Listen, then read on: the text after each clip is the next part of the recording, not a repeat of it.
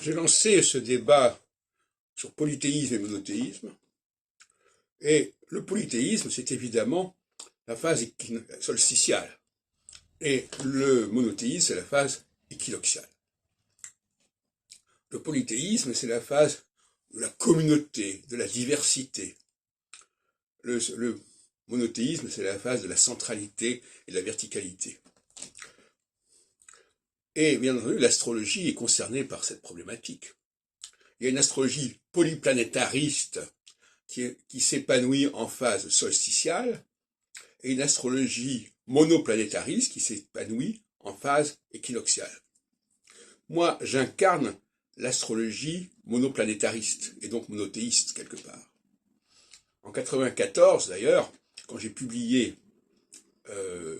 l'astrologie selon Saturne, on venait d'entrer en phase équinoxiale. Et 30 ans plus tard, aujourd'hui, 29 ans plus tard, eh bien, on est à nouveau dans une phase équinoxiale. Mais là, effectivement, le monothéisme, monoplanétarisme astrologique est parfaitement épanoui, beaucoup plus qu'il ne l'était il y a 30 ans. Et donc, il est temps actuellement de quitter, provisoirement en tout cas, un certain paganisme polythéiste, dont il est question, bien entendu, dans la Bible, dans l'Ancien Testament notamment, et de passer à l'expérience monothéiste. L'expérience monothéiste, d'ailleurs, qu'on retrouve quelque part dans l'attribution des signes. Parce que là, quand on dit qu'on est né sous tel signe, c'est un monothéisme, puisque c'est le soleil, c'est toujours le seul et unique facteur, le soleil, qui va déterminer le signe.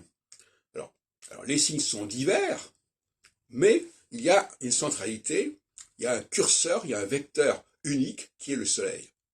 Et donc, on sait très bien qu'il y a une lutte également à ce niveau-là entre les partisans du thème natal, qui est un thème polythéiste, polyplanétariste par excellence, et les partisans d'une astrologie populaire, comme on dit, qui est une astrologie solaire, avec un certain facteur qui va pointer successivement les 12 signes, ou tout ce qu'on voudra. Je ne suis pas en train de défendre cette astrologie sur le plan pratique, mais dans sa philosophie, c'est une philosophie monoplanétariste, on ne peut pas dire le contraire.